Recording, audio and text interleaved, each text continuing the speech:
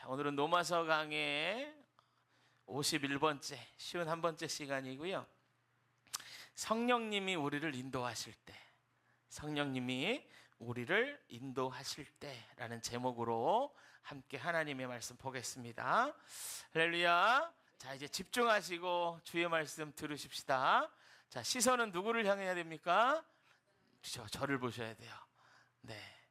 오늘도 좀 가르마가 괜찮습니까? 네, 고맙습니다. 네, 감사해요. 제가 얼마 전에 미장원을 바꿨어요. 네, 여러분 저 잘 보시고 어떤 말씀 하시는지 우리가 집중해서 들읍시다. 자, 지난주 말씀 11절부터 우리가 봤잖아요. 근데 그 말씀 이렇게 보니까 그의 영, 성령님으로 말미암아 너희 죽을 몸도 살리시리라, 그렇게 되어 있더란 말이에요.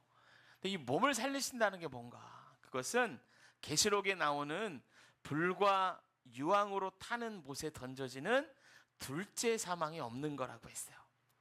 그러면 구원받았으니 마음대로 살아도 되는가? 아니라는 거죠. 8장 12절, 우리가 빚진 자로 돼. 우리가 빚졌다는 거예요. 무슨 빚을 졌는가? 하나님의 아들의 생명의 빚을 졌죠. 그래서 이 빚진 자라는 말은 채무자라는 말과 같은데, 채무자는 갚아야 될 의무가 있죠. 그래서 우리는 아들의 생명의 빚을 진 것을 갚으면서 살아가야 되는 거예요. 그렇기 때문에 우리 마음대로 살면 안 된다라고 말씀드렸어요. 또 하나, 하나님은 악덕 삽채업자가 아니라고 말씀드렸습니다. 갚을 수 없는 빚을 지게 만들고 거짓골을 면치 못하게 만드는 그런 분이 아니라는 거죠. 빚 갚는 비밀이 13절에 있었는데, 영으로서 몸의 행실을 죽이면 살리니. 영으로서 성령님이 몸의 행실, 죄를 짓고자 하는 마음을 죽이도록 도와주시고 그럴 힘을 주신다는 거예요. 그러니까 넓은 의미에서 보면 빚 갚는 건 내가 아니라 우리 안에 계신 성령님이고, 우리가 해야 할 일은 그 음성에 순종하며 사는 것이라는 거죠. 그럴 때 빚 갚는 인생이 되고 육체에게 지지 않고 이기는 사람이 된다라는 말씀을 지난주에 말씀드렸어요. 그래서 우리가 성령의 음성에 굴복하여 하루하루 승리하는 자가 되자, 이 말씀으로 지난주에 드렸고요. 오늘은 그 다음 말씀을 보는데, 오늘은 특별히 14절 말씀 한 절입니다. 자, 14절은 이렇게 말해요. 무릇 하나님의 영으로 인도함을 받는 사람은 곧 하나님의 아들이라. 자, 오늘 본문을 보면 하나님의 아들에 대한 정의가 나와요. 물론 하나님의 아들은 예수님이죠. 그런데 예수님을 믿고 신분이 바뀌어서 하나님의 자녀가 된 양자, 양녀된 사람들, 그 사람들이 어떤 사람인가에 대한 정의예요. 자, 뭐라고 얘기하나 보니까 하나님의 영으로 인도함을 받는 사람이 곧 하나님의 아들들이라는 거예요. 여러분, 나는 딸이니까 아들이 아니야, 이게 아니에요. 다 속하는 거예요, 여러분. 하나님의 영으로 인도함을 받는 사람, 그러니까 성령의 인도함을 받는 사람이 하나님의 자녀들이라는 말씀이죠. 여러분, 인도하심을 받는다라는 이 말을 생각해 보면 주권이 사람에게, 인도함을 받는 사람에게 있는 게 아니에요. 주권이요, 인도하는 분에게 있는 거예요. 그래서 이걸 원어로 보면 이끌다, 데리고 가다, 그러니까 손잡고 가는 거예요. 데리고 가다, 인도하다라는 뜻이 있어요. 그러니까 성령님이 우리를 데리고 가신다라는 거예요. 여러분, 이 말이 믿어지세요?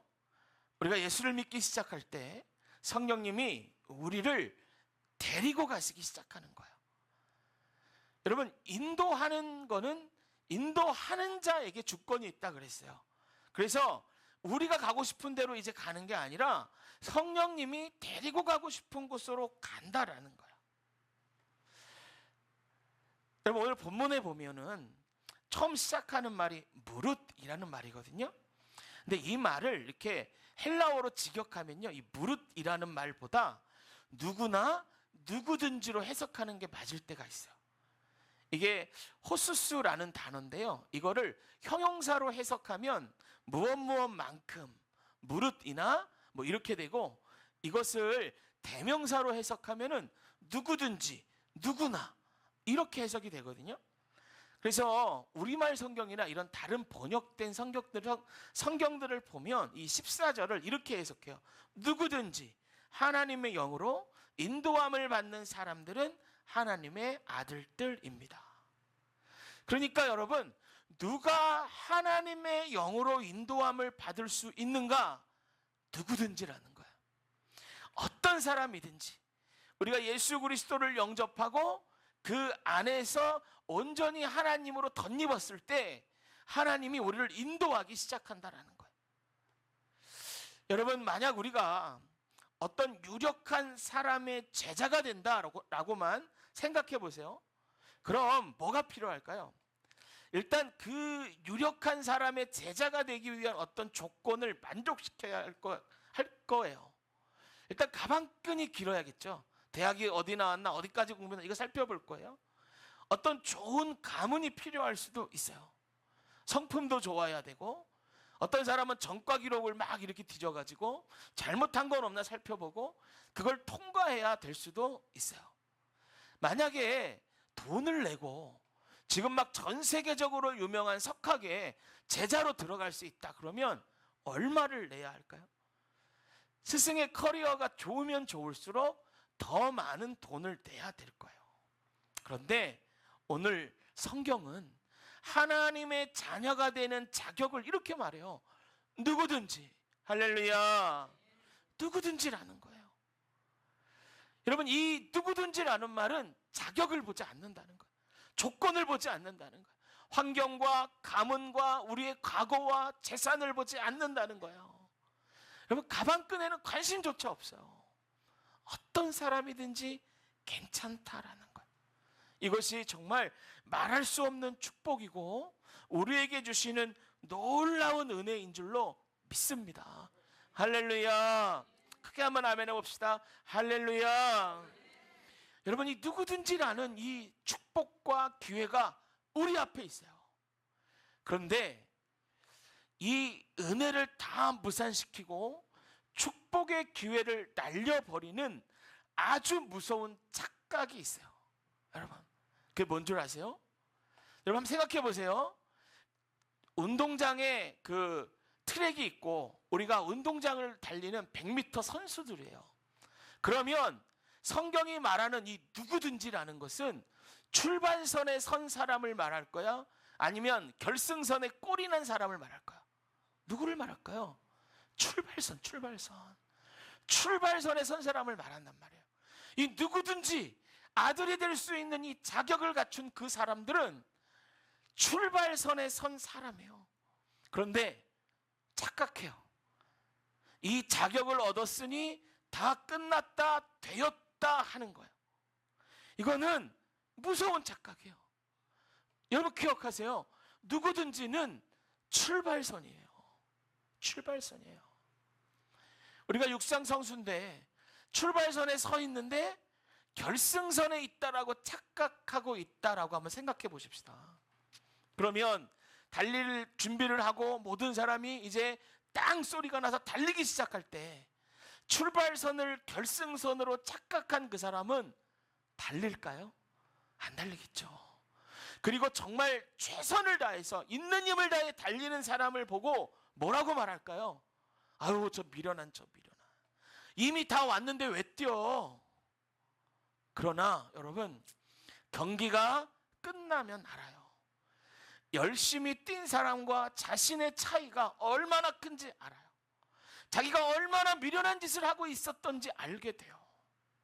그러나 그때는 늦지요. 왜냐하면 경기가 끝났기 때문에 그래요. 성경에 보면 사도 바울도 자기가 이런 경주하는 사람이라는 걸 분명하게 알고 있었어요.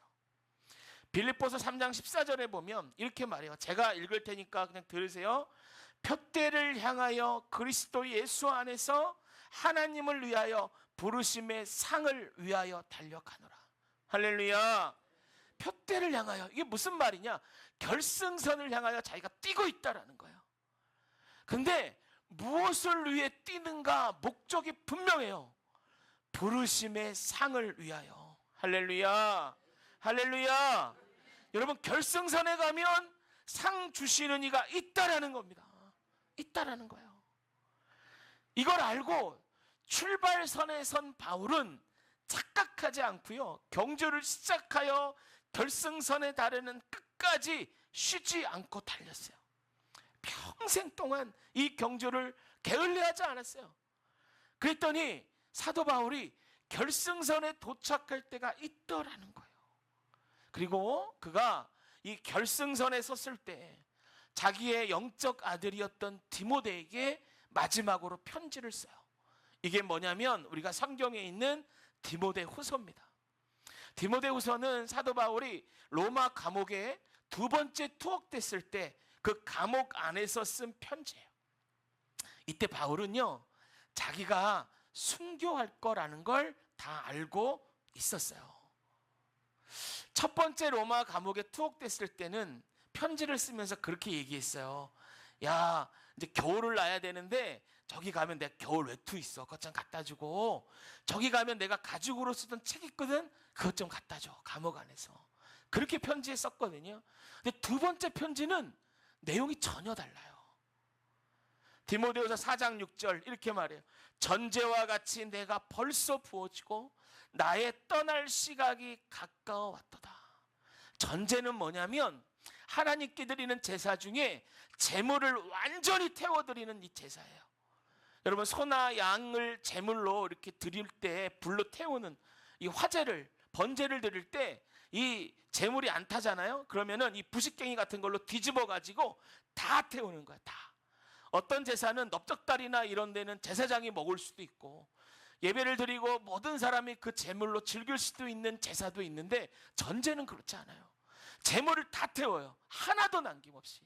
그러니까 사도 바울은 자기를 전제의 제물로 비유해서 자기의 모든 것들을 하나님께 태워서 드렸고, 이제 주님 나라 갈 날 얼마 남지 않았다, 그 얘기를 하는 거예요. 그러니까 바울은 이렇게 얘기하는 거죠. 이제 내가 결승선에 왔다, 얘기하는 거예요. 4장 7절에 이렇게 말합니다. 나는 선한 싸움을 싸우고 나의 달려갈 길을 마치고 결승선에 왔다는 거예요. 8절, 이후로 나를 위하여 의의 면류관이 예비되었으므로 곧 의로운 재판장이 그날에 내게 주실 것이며. 할렐루야. 결승선에 예수님이 계시다는 거예요. 면류관을 들고 맞아주실 거라는 거예요. 그리고 마지막 이렇게 얘기합니다. 이것은 내게만이 아니라 주의 나타나심을 사모하는 모든 자에게이니라. 할렐루야. 무슨 말이에요? 나뿐만이 아니라 결승선까지 쉬지 않고 열심히 달리는 모든 사람들에게 예수님이 면류관을 주실 것이다, 그 말을 하는 거예요. 곧 의로우신 재판장, 우리 예수님이잖아요. 그분이 이 경기의 끝에서 우리의 눈물을 닦아주시는 거예요. 이 경기의 끝에서 우리의 수고를 등 두드려 주시면서 수고하였다, 갚아주시는 거예요. 이것은 바울에게만 있는 특권이 아니라고 분명히 말씀하고 있는 겁니다. 할렐루야. 우리에게도 이 길이 다 열려 있는 줄로 믿습니다. 그래서 여러분 기억하십시오. 우리는 지금 다 누구든지에 속해 있어요. 상 받는 경주가 우리 앞에 있습니다. 그러나 우리는 결승선의 선자들이 아닙니다. 오늘 본문 말씀, 무릇 하나님의 영으로 인도함을 받는 사람은 곧 하나님의 아들이니라 라고 되어 있어요. 오늘 본문만 잘 보면 이런 생각도 할 수 있어요. 인도함을 받는 결과가 하나님의 아들 되는구나 라고 생각할 수도 있어요. 그러나 그런 말 아니에요, 여러분. 여러분, 로마서 배울 때 얘기했죠. 예수님을 마음속에 영접할 때 그때 우리의 신분이 바뀌었다고.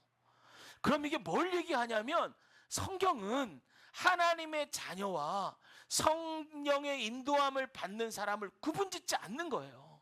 그러니까 너희가 하나님의 자녀면 당연히 성령의 인도함을 받고 있겠지. 이게 당연한 전제예요. 당연한 전제. 그러니까 이 성경의 표현대로 말하면 우리는 모두 다 예수님을 믿기로 작정하고 예수님을 우리 마음의 구주로 영접했을 때 이 경기의 선수로 출발선에 다 서 있단 말이에요. 나는 아닌데. 아니에요, 여러분. 몰라서 그래요. 다 거기 서 있어요, 지금. 예수님을 영접하면 이 경기가 이제 우리 앞에 펼쳐지는 거예요. 그래서 여러분, 이 자리에 같이 예배드리고 있지만 어떤 사람은 출발선에 서서 이제 막 출발하여 경기를 시작하는 사람도 있을 거예요. 어떤 사람은 출발해서 열심히 경주를 다름질하고 있는 사람도 있을 겁니다. 그런데 어떤 사람들은 출발선에 섰는데 결승선인 줄 착각하고 거기에 머물러 있는 사람들도 분명히 있을 거예요. 우리 귀에 종소리가 울렸습니다. 열심히 경주를 달려야 돼요. 여러분, 그 착각에서 얼른 벗어나야 돼요. 그래야 상 받는 자가 될 수 있어요. 기억하십시오. 출발선에서 예수님이 의의 면류관 주는 게 아니고 결승선에서 결승선을 통과할 때 우리 예수님이 의의 면류관을 주시는 거예요. 저를 비롯해서 여기 있는 저와 여러분 모두가 의의 면류관을 받는 그런 상 받는 자가 되셨으면 좋겠어요. 할렐루야. 그렇게 상 받는 자 되시기를 축복합니다. 크게 한번 아멘 합시다. 할렐루야. 그러면 여러분, 중요한 게 있죠. 우리가 이 경주를 끝까지 완주하려 할 때 그럼 성령님이 어떻게 우리를 인도하시는가? 여러분, 이것을 우리가 알아야 될 필요가 있어요. 여러분, 성령님은 우리 마음 가운데 미세한 음성으로 말씀하시기도 하고 이 설교를 통하여, 목사의 이 설교를 통하여 말씀하시기도 하고 여러 가지 방법으로 말씀하시지만 여러분, 제일 안전하고 딴 길로 가고 헷갈리지 않는 거는 이 말씀을 통해서 말씀하시는 거예요. 말씀을 통해서. 그래서 여러분, 성경을 읽으셔야 돼요. 이런 거에 성경을 읽는데 그냥 쭉쭉 읽어 나가는데 어떤 한 말씀이 마음에 걸려. 이 말씀이 계속 머릿속에 생각나. 이 말씀이 잊혀지지 않아. 그러면 그건 100% 성령님이 말씀하시는 게 맞아요. 그 말씀에 빗대어 나의 삶을 보게 하고 그 말씀에 빗대어 나의 삶을 고치게 하고 새롭게 하고 은혜 주시는 성령님의 역사가 우리 가운데 시작되는 거예요. 그래서 지금 제가 말씀드린 건 성령님이 말씀으로 인도할 때, 물론 원리는 다 같아요. 음성으로, 미세한 음성으로 제 목사님의 설교를 통하여 그리고 환경과 모든 것들을 통하여 성령님이 다 우리를 인도하시는데 전체적인 원리는 다 똑같습니다. 그래서 특별히 말씀으로 인도할 때 어떻게 인도하는가, 그 인도하는 방법에 대해서 볼 텐데 원리가 똑같다는 것만 기억하시면 돼요. 여러분, 시편 119편에 보면 말씀이 어떻게 우리의 삶을 인도하는가 그것이 나와요. 거기에 105절에 이렇게 말합니다. 주의 말씀은 내 발의 등이요 내 길의 빛이니이다. 할렐루야. 주의 말씀이 빛이래요. 빛으로 우리를 인도하는 것 같이. 그런데 그 앞에 말이 이상해요. 내 발의 등이요 했단 말이에요. 내 발의 등이요. 내 발의 등은 이런 거예요, 여러분. 옛날에는 등불을 들고 다녔는데 등불을 들고 이렇게 다니면 비추는 범위가 한정적이에요. 발 앞만 보여요. 다 보이지 않아요. 그러면 등불을 들 때 사람들이 어떻게 보나 발 앞에 비춰진 빛을 보고 아, 괜찮구나 한 발짝을 내딛는 거예요. 이게 내 발의 등이요 하는 거예요. 여러분, 성령님이 말씀으로 모든 원리 안에 우리를 인도하실 때 모든 것을 다 보여주지 않아요. 믿음으로 한 발짝 걸을 수 있게 발 앞을 보여주세요. 여러분, 이걸 기억하셔야 돼요. 우리가 차를 운전해 갈 때, 밤에 운전할 때 헤드라이트를 생각해 보세요. 헤드라이트가 밝지만 우리가 가는 목적지까지 환하게 비춰주진 않아요. 헤드라이트 불빛이 가는 데까지 그것만 보이는 거예요. 그러면 그거 보고 거기까지 가면 더 앞을 비치고 더 앞을 비치고 이렇게 비춰지면서 목적지까지 도착하는 거예요. 그러니까 여러분, 주의 말씀이 나의 앞길을 인도할 때 발 앞만 비춘다고 그래서 더 보여주세요, 이해되지 않아요, 왜 이렇게 말씀하세요 하는 게 아니에요. 믿고 한 발짝을 내딛는 거예요. 할렐루야. 그게 우리를 인도하시는 방법이에요. 그러면 성령님이 우리에게 말씀하실 때 우리 안에 가장 중요한 게 뭐예요? 성령님의 말씀을 신뢰하는 거예요. 신뢰하는 거. 신뢰하고 따라가는 거예요. 그럴 때 내 발 앞에 불만 비춰도 믿고 발걸음을 내딜 수가 있는 것이죠. 여러분, 제가 자주 예화 중에 말씀드린 코리 텐붐 여사의 이야기가 있어요. 기억나실 거예요. 이분은 2차 대전 때 유대인 대학살이 일어나는 그때에 네덜란드 분인데 신앙의 양심을 지키고자 유태인들을 숨겨주는 일을 했던 분이에요. 가족 전체가. 그러다가 독일의 비밀 경찰에게 잡혀가지요. 유대인 은닉죄로. 그래서 수용소에 수감이 됩니다. 거기서 아버지가 죽어요. 함께 끌려갔던 누나도 거기서 죽어요. 그리고 자기 조카가 있었는데 이 조카는 음악의 천재예요. 그래서 그 네덜란드의 가장 큰 교회의 파이프 오르간 연주자였어요. 그런데 이 아이가, 이 10대 아이였는데 이 아이가 그 나치에게 정념당한 네덜란드 그 사람들을 위해서 예배드리고 나갈 때 네덜란드 국가를 연주했어요. 사람들이 다 멈춰져서 국가를 부르고 그 일 때문에 조카도 끌려가요. 나중에 죽었다는 얘기를 듣습니다. 오빠가 목회자였어요. 같이 끌려가지는 않았는데 이 오빠도 나치에 대항하다가 죽어요. 그리고 코리 텐붐 여사 혼자 삽니다. 그리고 이 코리 텐붐 여사도 그 나치 수용소에서 죽을 고생을 하다가 기적적으로 살아나오잖아요. 그리고 나서 이 코리 텐붐 여사가 책을 한 권 쓰는데 그 책 제목이 이거예요. 주는 나의 피난처. 할렐루야. 여러분, 어떻게 그런 고생과 막 고통을 가졌던 사람이 하나님을 원망하거나 주님을 떠나거나 뒤돌아서지 않고 그 수용소에서 나왔을 때 주는 나의 피난처입니다, 이 고백을 할 수 있었냐 말이에요. 여러 가지 코리 텐붐 여사의 그 이야기들이 있지만 그 책에 보면 이렇게 기록돼요. 그 수용소 안에서 얼마나 하나님이 자기를 돌보셨는지 하루하루 기적을 경험하며 살았고, 그가 자기 인생을 총평하면서 마무리하듯이 마치 사도 바울이 디모데에게 나의 달려갈 길 마치고 모든 선한 싸움 싸웠으니 유의 면류관이 준비되었다라고 말하는 것처럼 자기의 인생을 뒤돌아보고 썼던 글 중에 이런 게 있어요. 코리 텐붐 여사가 이렇게 얘기하는 거야. 우리 인생은 마치 십자수의 뒷면 같다라는 거. 십자수의 뒷면. 여러분, 십자수 해보셨어요?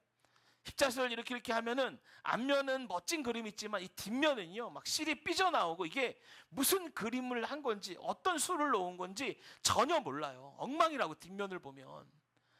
근데 코리 텐붐 여사가 말해요. 우리 인생이 십자수의 뒷면 같대요. 그러면서 말하기를 이 뒷면을 보고 절대 실망하지 마라. 우리 하나님은 우리 인생의 앞면에 누구도 알지 못하는 놀라운 비밀을 수놓고 계시다. 아름다운 그림을 우리 인생을 통하여 그리고 계시다. 그렇게 말해요. 여러분, 주의 말씀이 내 발의 등입니다 라고 말하는 게, 하나님의 아들은 성령의 인도함을 받는 사람이다 라고 말하는 게 이런 의미예요. 사람들은 늘 말합니다. 이거밖에 안 보이니 어떻게 가나? 내가 이게 이해가 안 되는데 어떻게 순종하나? 이것밖에 안 보여. 너무 어두워. 두려워서 못 살겠네. 그래서 어떤 사람은 경주의 출발선에서 출발할까 말까 고민만 하며 살아가는 사람이 있어요. 어떤 사람은 열심히 경주하다가 뒤돌아서고 주저앉은 사람들도 있어요. 그러나 여러분, 우리 인생의 앞면을 볼 때 하나님이 그려놓으신 놀라운 그림으로 인하여 우리가 놀랄 날이 그 결승선에서 주님을 만날 그때에 이루어지는 줄로 믿습니다. 할렐루야. 그래서 주의 말씀은 우리 인생의 나침판 같죠. 여러분, 이 길을 몰라 헤맬 때 나침판은 어디로 갈지 알려주잖아요. 우리 인생을 내 맘대로 내 뜻대로 산다고 생각해 보십시오. 얼마나 많은 실패가 있습니까? 얼마나 많은 실수가 있습니까? 얼마나 많은 실망이 있습니까? 그러나 하나님이 나의 길을 인도하시는 대로 살다 보면 실망이 없어요. 실수가 없습니다. 실패가 없어요. 말씀이 우리를 이끌어 어디로 가는지 알려주는 거예요. 미국에 버클리 피크라는 큰 호수가 있대요. 이 호수는 길이가 1600m 정도가 되고 깊이가 막 540m 정도 되는 아주 큰 호수예요. 큰 호수. 근데 이곳은 과거에 구리를 채광하던 그런 시설이었다라는 거예요. 그런데 이 채광을 멈추자 여기가 물로 채워져서 그렇게 큰 호수가 됐대요. 근데 문제는 뭐냐면 이 호수물에 그 막 중금속들 이런 것들이 가득해가지고 이 호수물이 다 산성이래요. 그래서 거기에 새가 앉으면 그냥 죽는 거예요. 예전에 한 번은 기러기 떼가 앉았다가 4,000마리 이상이 그냥 거기서 한 번에 폐사한 적도 있대요. 그래서 그 호수에는 항상 지키는 사람이 있다는 거예요. 새가 앉지 못하도록. 근데 문제는요, 새의 입장에서 보면 이렇게 날다가 큰 호수가 나오면 새가 생각하는 거야. 아, 저기는 물고기도 많고 저기에 앉으면 편히 쉴 수 있고 여러 가지로 너무 좋을 것 같다고. 그러면 이 새는 거기에 막 앉으려고 하는 거예요. 앉으면 어떻게 되겠어요? 다 죽는 거죠. 여러분, 우리가 인생 살다 보면 버클리 피트 호수 같은 그런 일을 얼마든지 만날 수 있어요. 우리 눈에 좋아 보여 머물다가 죽는 일들, 넘어지는 일들, 실패하는 일들 너무나 많이 일어나요. 그런데 거기에 우리 성령님이 지키고 계셔서 우리를 앉지 못하게 하신다라고 생각해 보세요. 그럼 우리가 어떻게 해야 돼요? 내 눈에 좋아 보이니 고집 부리고 굳이 앉아 있어야 돼요? 아니죠. 순종하는 거예요. 얼른 떠나가는 거예요.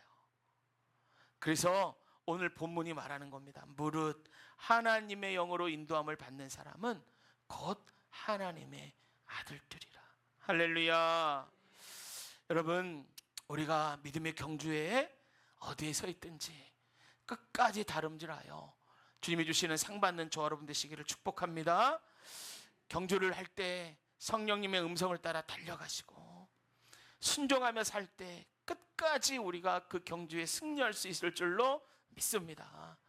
오늘 이 말씀 기억하셔서 내 발이여 등이여 라고 말씀하신 주님의 말씀 신뢰하여 오늘 또 상 받는 사람으로 주님과 함께 승리하는 인생으로 살아가는 저 여러분 되시기를 주님의 이름으로 축복합니다.